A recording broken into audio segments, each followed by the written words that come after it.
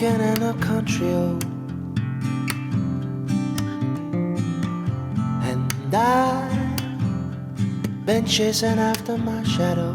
Welcome back to the Camino podcast, episode 106. I'm Dave Whitson. Nobody asked me my name. It turns out I'm a global pilgrim. Here's what that means in this particular context.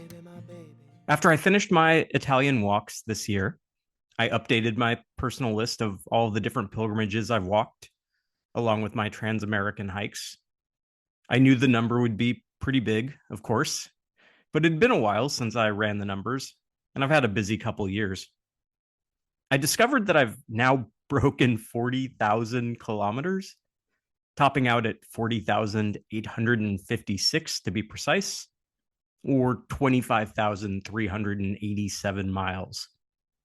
That got me wondering, how many miles or kilometers is it exactly around the globe? And I got to say, I laughed when I saw the number. 40,075 kilometers. I have somehow now walked the equivalent of the distance around the Earth. That's pretty wild. But it's also not the important kind of global pilgrim as far as this episode is concerned. That's because we have a topic of discussion that is of the moment, that should spur all of you listening into action. Right now, it's mid-December 2025, so we're just a few weeks away now from Global Camino 2026, an event that you can participate in from home while also connecting with fellow pilgrims around the world, January 10th and 11th, or maybe January 9th and 10th if you're up north like I am. To get us all prepared for the event and help spread global Camino fever, for which some Americans will be happy to learn no vaccines are as of yet available, I'm joined in this episode by Leanne Prichard, the visionary behind the event. We talk about the big idea behind it, the ways we can all get involved, and some of the benefits. And while we're at it, this was a golden opportunity for me to push my understanding of Tasmania beyond a rambunctious Looney Tunes character, as the Global Camino is rooted in a local Australian pilgrimage on the island of Tasmania. A second conversation for this episode fell through, but the time-sensitive nature of my chat with Leanne demands publication now. So I'll use this opening to share one more chapter from my latest book, The Camino Compendium, with all of you. With the new year just around the corner, I've got storks on the brain. I think that's the product of a childhood spent with Looney Tunes as well, with a stork flying newborns and even a new year into the world. One of the defining images of walking through the Meseta for me was seeing all of the stork nests atop church steeples, and even seeing the big birds soaring high overhead. I wanted to know what brings storks to Spain and why they sleep on all those churches. That was the starting point for this chapter. It ended up in the dumps, literally. 2026 is just around the corner. It's got to be better than 2025, right? Right? Well, I can't promise anything about that. But I can promise that there's a great way to get it off to a good start. Stay tuned to learn more.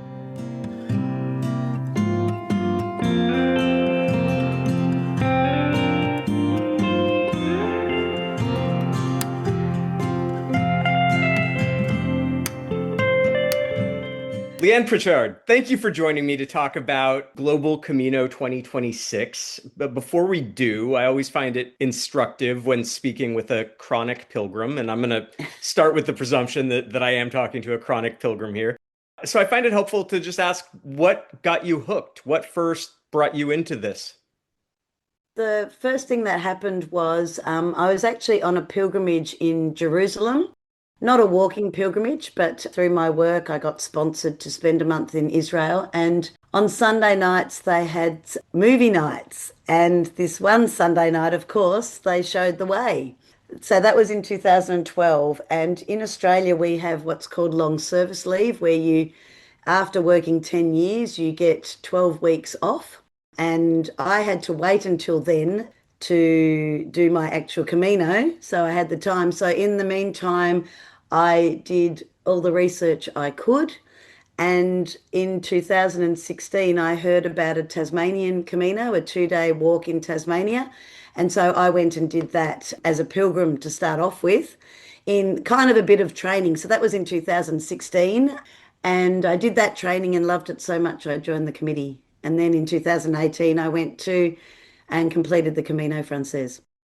What was it like arriving in Santiago de Compostela after you had already visited Jerusalem? I don't think there are that many pilgrims who have that experience going between those two major pilgrimage shrines. Yeah, I think it was a very different experience. I mean, we flew to Jerusalem and we actually lived in the old city for a month, so we became quite accustomed to walking the streets and the souks and things and visiting all the shrines. I think arriving in Santiago, I walked for 38 days. I started in St Jean. There is something so mesmerizing. I think the build up was different. And so the emotions were different as well, I think. That makes sense. Yeah, I think, you don't want to put a value judgment on it. The intensity and the just the sheer amount of sacred stuff in Jerusalem Oh, has yeah. it, sort of above Santiago in a lot of ways, and yet Oh, most definitely. but the sensation of arrival because of the process leading into it makes Santiago more of a potent experience, maybe coming at the end of a pilgrimage. Yeah, I think so. I think just the intensity of, because there's one place, I suppose, you're aiming for the tomb of St James and the cathedral, whereas in Jerusalem there's lots of different sites that you want to see, and it's not only Jerusalem. We got to go to Bethlehem and Sea of Sure. Galilee and all those places as well. So I suppose in Santiago there's just the one iconic site that you're aiming for. Whereas you have the entire Bible at your feet in the Holy Land. Yeah. Well, let's talk about Global Camino 2026. We are recording this right now, December 10th, 2025, and it's going to go live, around this time next week. So we've got a few weeks of lead time in anticipation of this. So let's just start here with the basics. What is Global Camino? And so I'll take a step back from the Global Camino. I just mentioned before that we have our Tasmanian Camino. So that's a 2 day walk through the beautiful Huon Valley to a Spanish church that's called St James. Wow. Probably one of the southernmost churches in Australia. And we have a wonderful priest, Father Michael Tate, who was posted to that southernmost point and he said, "What can I do here at the end of the earth?" And he'd heard about the Camino, so he made connections. So on that Tassie Camino, everyone gets a scallop shell. We carry a rock as a symbol. We walk for 2 days together and we camp out one night together and have a communal meal and music. And in fact, we had Dan Mullins join us last year and play music for us, for those people that know Dan Mullins from Australia. And when COVID hit, we couldn't walk in Tasmania, obviously.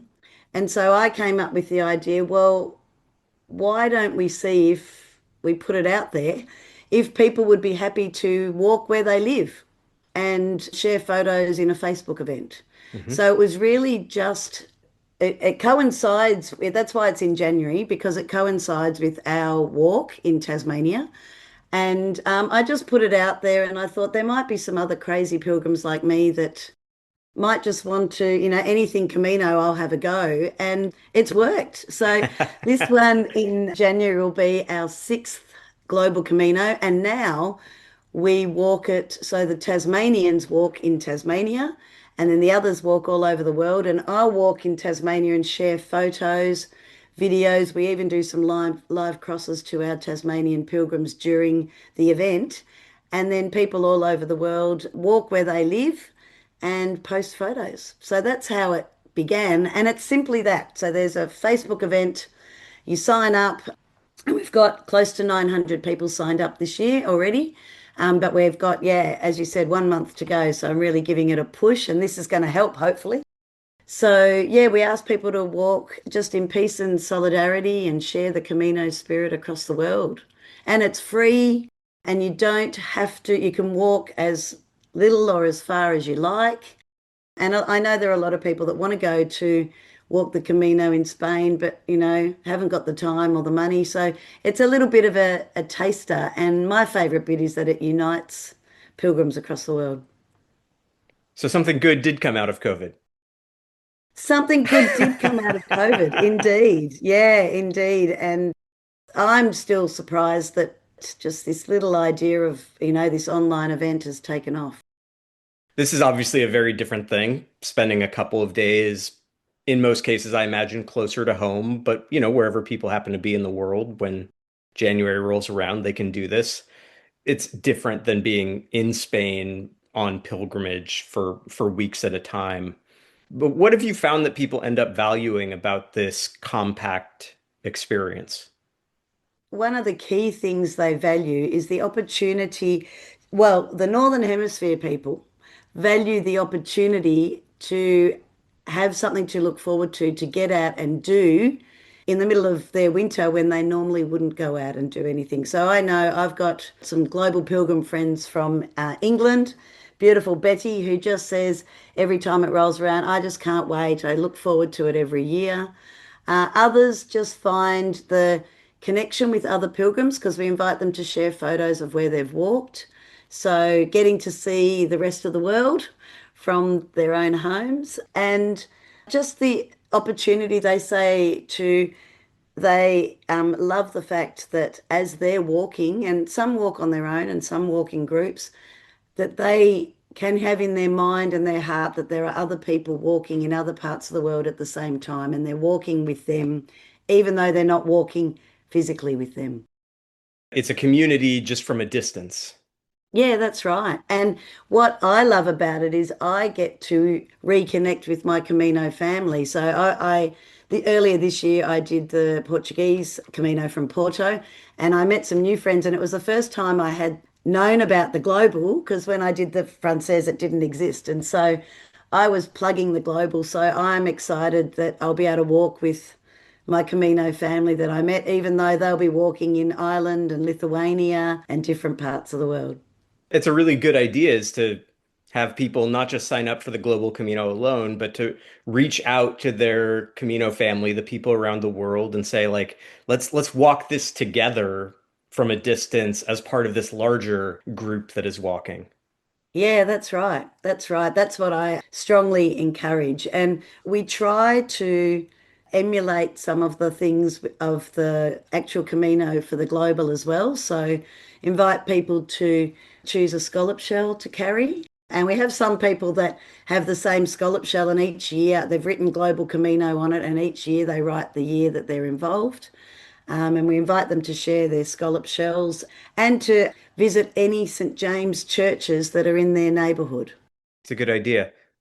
So also during COVID, an American pilgrim, Annie O'Neill, she started her own Facebook group for pilgrims called Pilgrimage in Place. And the idea was to just think about how we can pursue pilgrimage at home, right? Not at a Mm, distant destination.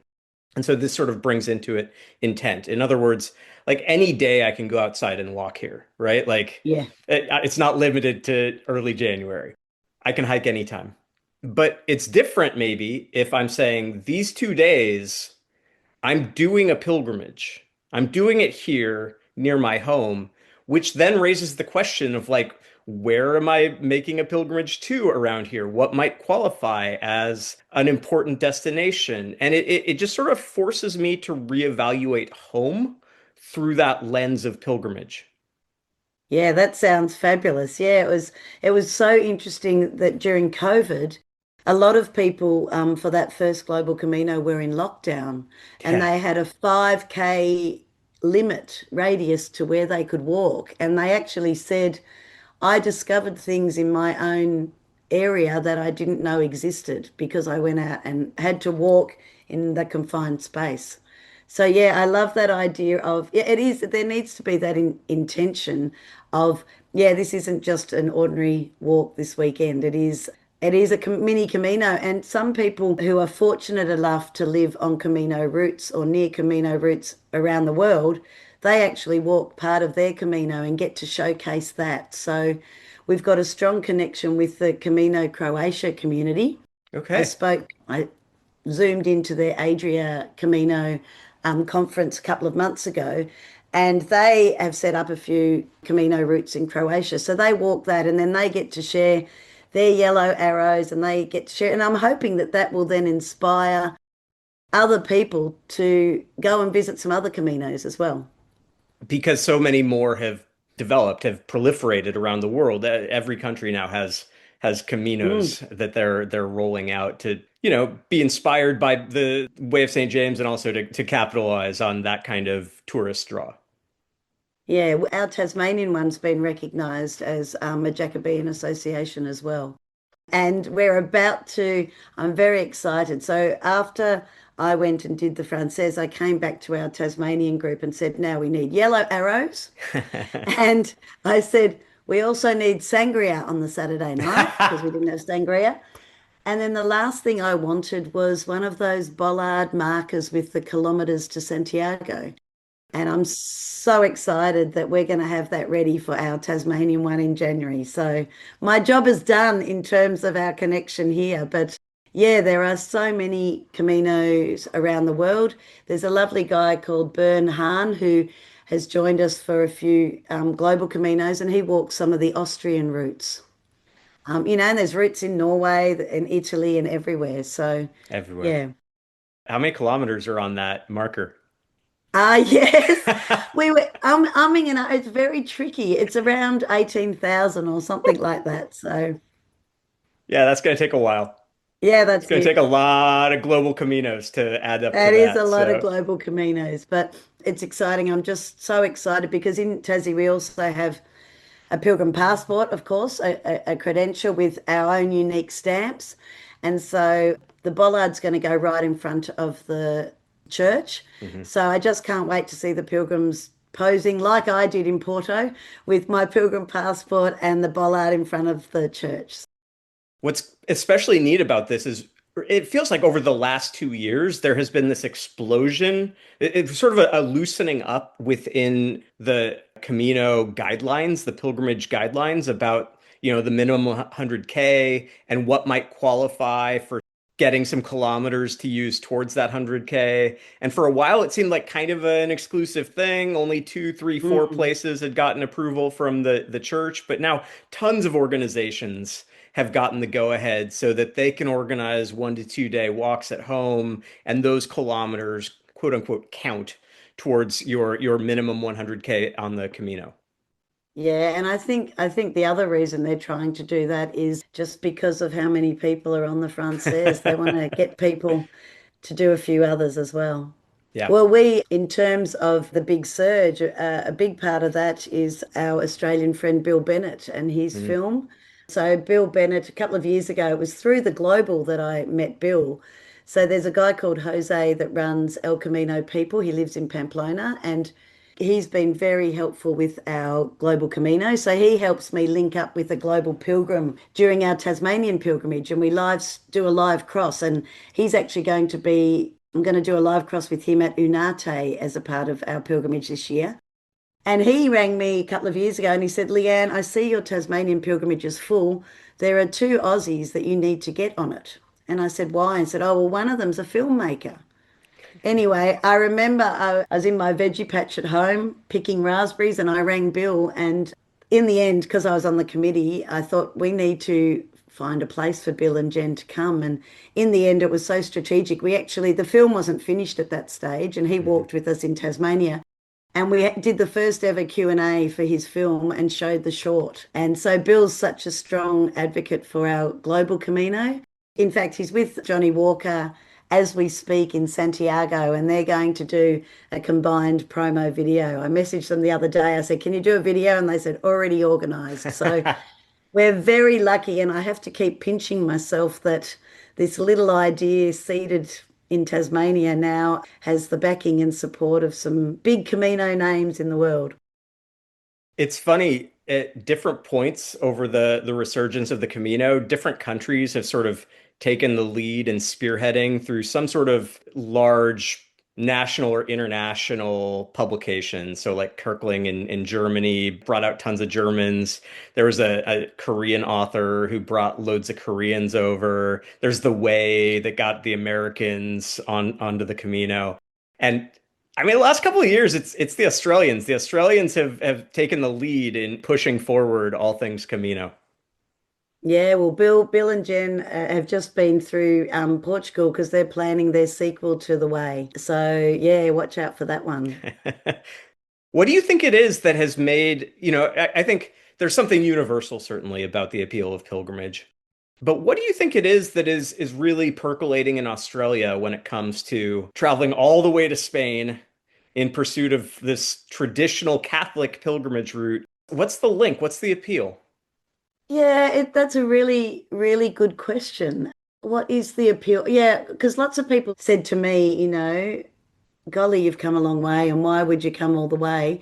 I think Australians have the advantage of being able to take the time to do the full pilgrimage, as opposed to the Europeans who kind of have to do 2 weeks at a time because they only get limited holidays. I think also maybe because of our isolation from the rest of the world, if you're going to travel somewhere, you may as well go and do something worthwhile and something big. We don't just go somewhere for 2 weeks because it's too much of an effort to actually fly the 24 hours to get there, so you may as well make the most of it.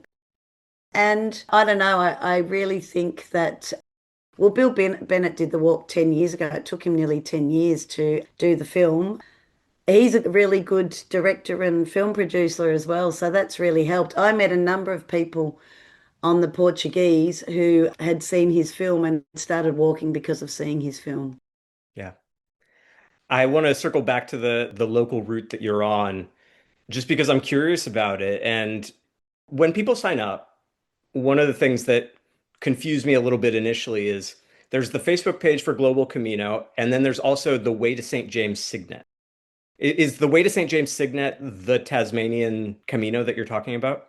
Yeah, so the way to St James Cygnet, yeah, that's our Tasmanian pilgrimage. So Cygnet is where the Church of St James is. Okay. Why we actually also go to Cygnet and why we do it in January is there happens to be a folk festival on that same weekend. So all the pilgrims, and we now get about 180 pilgrims. Wow. On day two, we walk into the Cygnet Folk Festival and we are met by a local folk band who come the day before and teach us a song. And so we actually chant the song as we carry a massive icon of St James through the streets and then into the church, where we have a festive ritual that includes the song To Be a Pilgrim, and it also includes the swinging of a mini Botafumeiro. You have set the bar very high. We need to see the other local Camino communities respond with some initiative of their own. Yeah, no, well, this is all, Father Michael, it was his vision. And he's very funny because he said, I've walked the whole 800 meters to the cathedral in Santiago. So he hasn't done a Camino walk, but he's actually gone to Santiago to do all the negotiations to get us recognized. And yeah, so the pilgrim route for the Tasmanians is we meet on day one and we walk as a group. There's a lot of logistics behind it. That's why we need a committee. We have to close roads. We also walk as much as possible on private property. So we walk across farms, and the Huon Valley looks very similar to the Spanish countryside. And because we're walking in summer, there's the round hay bales all drying Oh, out, and nice. we pass horses and sheep and cows, and it's very reminiscent of walking the Frances. And day one's about 18 kilometres. And then we all arrive at our destination. We've got a new destination this year in a showgrounds. So there's undercover accommodation for pilgrims. They just need to bring a sleeping bag and a mat. You'll think this is a bit crazy too, but we look after our pilgrims. They can put all their overnight gear in a trailer at the start, and then that gets transported to our first stop for the night. So they don't have to carry sleeping bags. And a lot of them camp as well. So we have a bit of a tent city going on. And then when they arrive, we actually have, normally they settle in, they get their stamp for arrival. And in the afternoon, we have a bit of entertainment that includes a talk by Father Michael on St Francis of Assisi, all about creation and walking in creation and why the Camino is wonderful, because you're kind of very mindful and enjoy the beauty of God's country. And then I normally do an interview with someone that gets live streamed to our global community. And last year I interviewed Dan Mullins because he was on the walk. Year before I did Bill Bennett. And this year I'm so excited because two of my Texan friends from Austin, Texas, who I walked with on the Camino Frances and who have done the Global Camino for the past 5 years, they're flying out to Tasmania to walk with me, That's awesome. which is sensational. So we're going to have a bit of a reunion and a bit of an interview in the afternoon. And then we put on a beautiful Tassie spread with local produce that's all included, a lovely meal, and then we have musicians sing for us. So it's kind of a huge Albergue night, really. Yeah, that sounds amazing. I'm glad you described a little bit of the scenery because I have to confess, I could identify Tasmania on a map. I can do that. But beyond that, I don't think I'm alone in America in saying that like the only other connection to Tasmania I have in my vocabulary in my life is the Tasmanian Devil, the Looney Yeah, Tunes that's what character. everyone says. Yeah, that's it. That's all I got. So, what else should I know about Tasmania? What else should you know about Tasmania? Well, firstly, you should come and do our Tassie Camino. That would be a good start because we see mountains, we walk along a beautiful river, the Huon River, which is in the Huon Valley. We have, I'm going to get this wrong, but there's almost a third of Tasmania that's national park and World Heritage. So we have a lot of national parks. We have beautiful beaches. Yeah, you've got the devil, but we do have lots of other beautiful animals. I've got some friends from Denmark staying with us at the moment, and we went. Our hunt was elusive platypus. Do you know about the platypus? Oh yeah. And we found one. So Tassie's very wild. We don't have a huge population, so we love to go to beaches where no one else is there. And if there's someone else there, we get grumpy. And peak hour in the city goes for about 5 minutes or 10 minutes. There's not big traffic problems. So, yeah, it's a lovely place to live. So the Tassie Camino is a one time a year thing. It's not something I could just get on a plane and go do, Yeah, no, because we go across people's farms, we just right? ask them for that for 1 week. And there are, like, for the little procession at the end on day two. So, day two is about 16 kilometres and includes a big hill because you have to have a challenge, don't you? You need your alto de perdon. So, day two, we do a couple of road closures. So, it's only really safe to do it. We also have ambulance support and lots of support vehicles. So, it's very well supported. You could do bits of it, but there's no map that's just all road. So, it really is. And for us, the big thing is the communal aspect, really. Well, and for those of us in the Northern Hemisphere, it's the perfect time of year to be heading to Australia. So all the more reason to head there in January.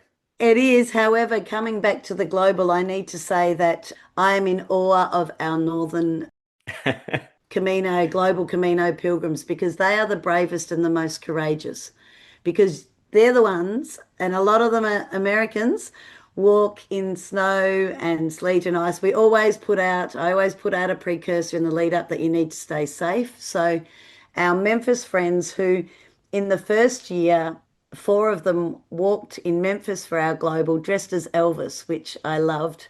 One of my favorite global Camino photos.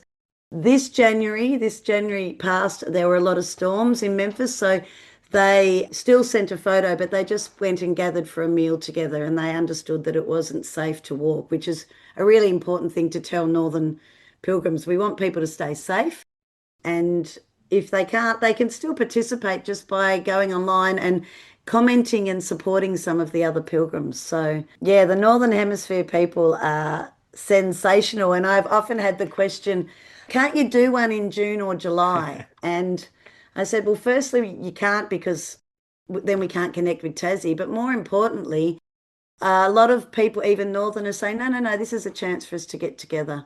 And a big shout out to some of the American chapters who not only get behind it, like Minnesota chapter was one, and Oregon chapter was another. They are also the only ones that carry and share their wonderful banners as well. They create banners for the Global Camino. I think that's an American thing, but I love it. That's awesome. And in some ways, it's perfect timing in the Northern Hemisphere because the new year has just started. People are going to have some New Year's resolutions. They might finally have the dates in the calendar for their 2026 Camino. And so, in a lot of ways, this is the formal kickoff to training, to preparation, to getting ready for that big walk. Yeah, that's exactly right. And also, it's a great way to start the year for the people in Tassie. And what's interesting, even for Tasmania, our Tasmanian Camino, is another thing you can learn about Tasmanians is they're very last minute. So when we had 110 people signed up, I think there are only 20 from Tasmania. So we get people from all over Australia coming. And this year we've got not only my Texan friends, but we've got people from Ireland and Singapore coming as well. And so for me, it's a time at the beginning of the year just to reset. So it is good timing, even not only to get into training for the Camino, but just it's a great way to just start the year off right, I think.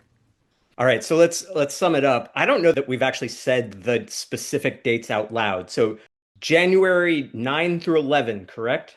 Yeah, well, we walk on the 10th and the 11th, but I have Yep. an amazing friend in Canada who I've met through the Global, Robert Bart, who actually, because of the time difference, he starts walking at night. He's so serious and he's had icicles on his beard when he's done the Global before. So in Australia, we'll walk the 10th and 11th. We're happy for people to walk where they live on those dates, on the 10th and the 11th.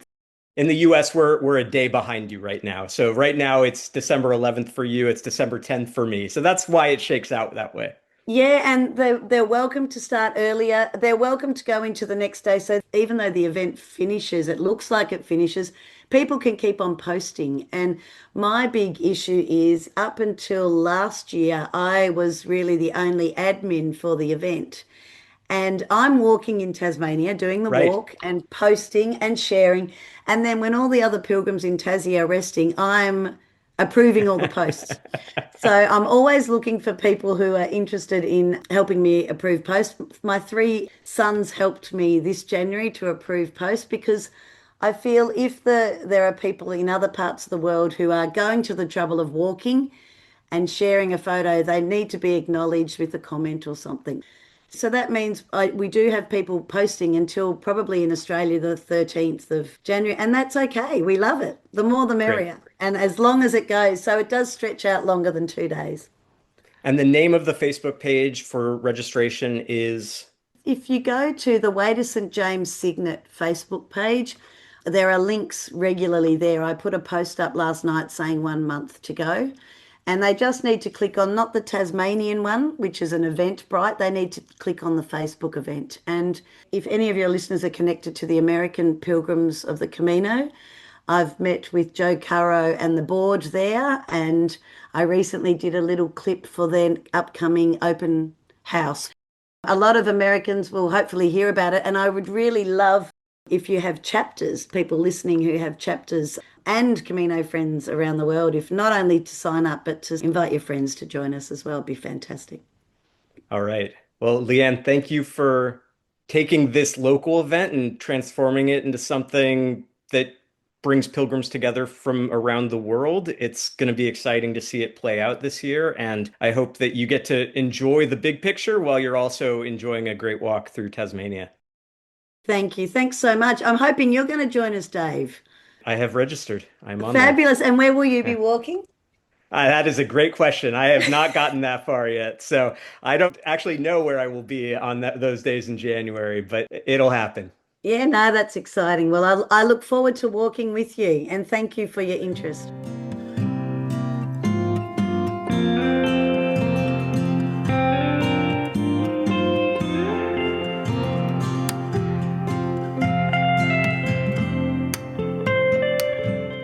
From the Camino Compendium. Storks on Steeples, Stage 18, Calzadilla de los Armenios to Mansilla de las Mulas. When I was a kid, I learned about storks from a most reputable source, cartoons. I was led to believe that these majestic birds were responsible for delivering babies to awaiting parents. As an adult, I discovered that this connection wasn't just a comedic gimmick, but rather the persistence of a Greek myth, and a decidedly dark one at that. As Isabel Gerritsen explains, the story there centers on cranes, which became conflated with storks over time. Something that makes me feel better about my inability to distinguish between cranes and herons. Hera, awkwardly the wife and sister of Zeus, was among other things the goddess of childbirth.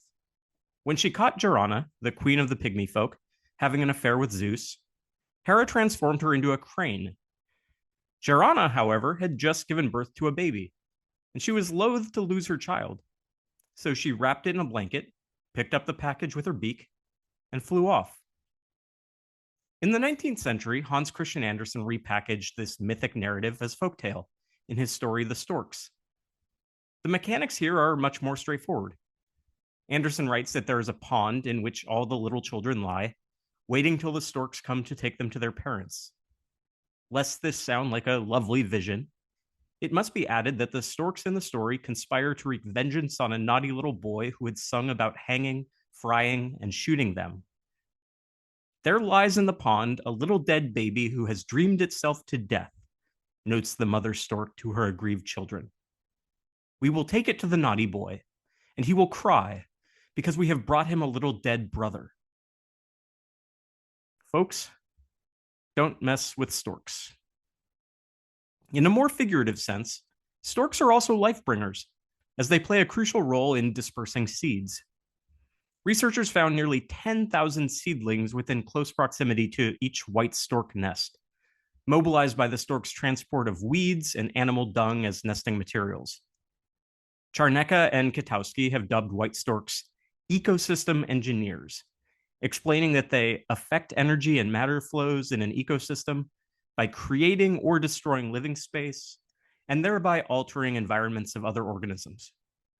As one example of that, white stork nests are cohabited by house sparrows, tree sparrows, starlings, kestrels, and gray wagtails. They also assist with human agriculture, as they prey upon species that cause significant damage to crops, including brown locusts, caterpillars, and the common vole. The European white stork originates in the north, with many hailing from the Elbe River Biosphere Reserve near Brandenburg, Germany. Traditionally, these storks have wintered in Africa, enjoying the warmer climate in places like Ethiopia, Senegal, and Nigeria. In between, they followed one of two migratory trajectories, either heading southeastward through Turkey or southwestward through France and Spain. To the joy of many pilgrims, including this one, this brings many storks to the Camino de Santiago, and their presence is felt most keenly in the Meseta. It's rare indeed to come across a church in these small towns without a long-established stork nest on its bell tower. It could have been very different. The European Union categorized the white stork as an Annex I species in 2009, which meant that it was in danger of extinction, vulnerable, rare, or requiring particular attention. Despite that, today it has been labeled a species of least concern. It's not that the officials decided to simply be unconcerned about the stork's extermination. On the contrary, thank goodness, it's because the bird has bounced back to a remarkable degree. Alejandro Lopez Garcia and Jose Aguirre found that the 215 occupied nests in Greater Madrid in 1984 had surged to 2,327 in 2021. Barberin and colleagues found a similar story in Navarre, where their 2021 study documented 739 pairs, the highest number ever recorded in the region. A countrywide 2020 census found 36,217 storks in Spain overall, giving it the largest population in Europe outside of Poland. Two key changes drove this dramatic transformation. The first involves the placement of stork nests. Storks have long taken advantage of the built environment. There's some indication that this originated as far back as the Neolithic era. It's not that they won't make use of trees or cliffs. The study conducted by Barberine and colleagues in 2021 found that nearly half still established their nests in trees, and most notably the whole milk, cedar, ash, and fir. Rather, human structures like churches, electrical pylons, chimneys, antenna towers, and street poles seemed equally acceptable, and in places they were rising in popularity. Two different studies, conducted by Trijanowski et al.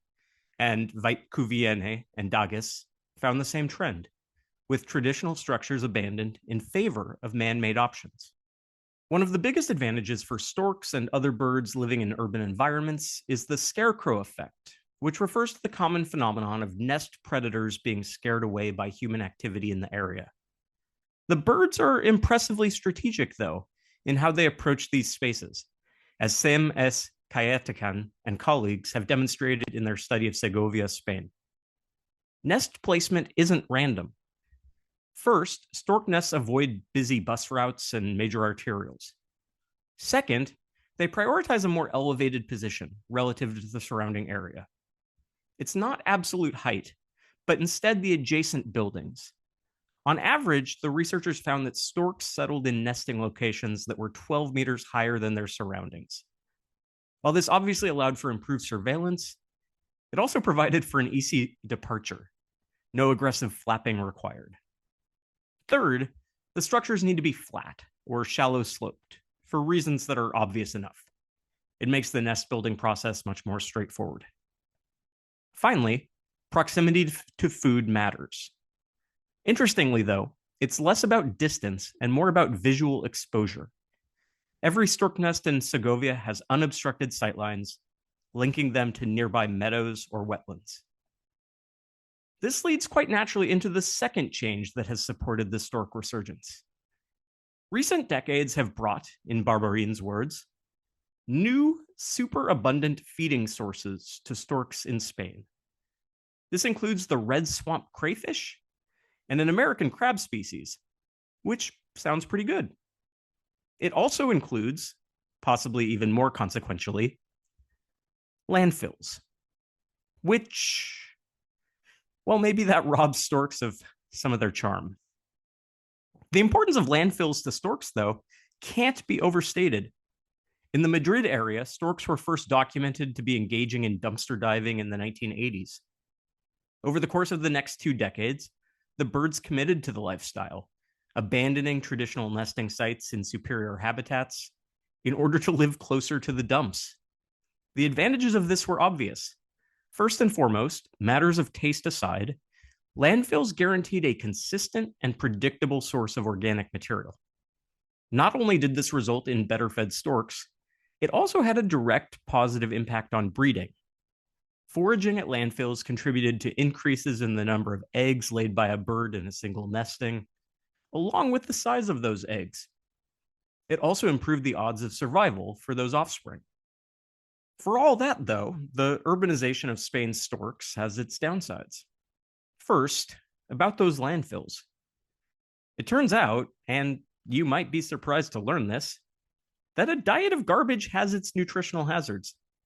Studies are revealing increased rates of E. coli and higher levels of antibiotic-resistant bacteria, not to mention heavy metal concentration, raising concerns about potential public health consequences of this arrangement.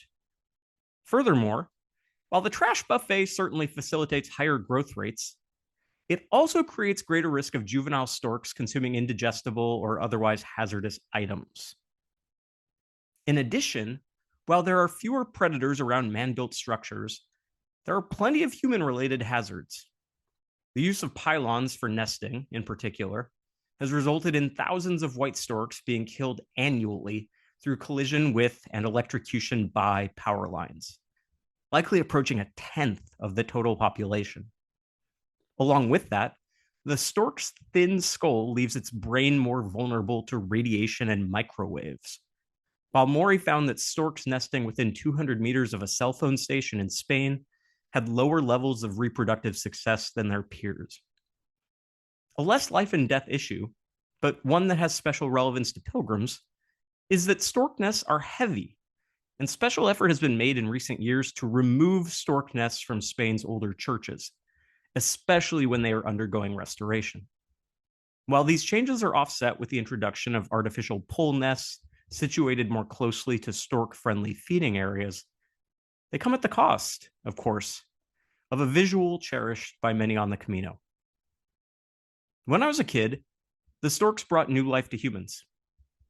Today, humans have returned the favor, offering storks a new life of their own.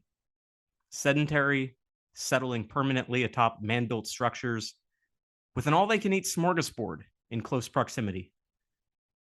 What will happen next? The European Landfill Directive has called for the gradual reduction of all open-air landfills within the EU. There are excellent environmental reasons to make this change, but the consequences for Spain's burgeoning stork population will require further adaptation and accommodation. That's all for this episode. Thanks again to Leanne Prichard for speaking with me about Global Camino 2026. You can sign up for Global Camino on Facebook. Look for the event page titled Way to St. James Global Camino Been walking in 2026. the country road. All episodes of the Camino podcast can be found on Spotify, Apple, SoundCloud, and YouTube. You can reach me at Been CaminoPodcast chasing after my @gmail.com shadow. and through the Camino Podcast Facebook page. And you can support the pod on Patreon at patreon.com/James. Nobody asked me. Back again next week.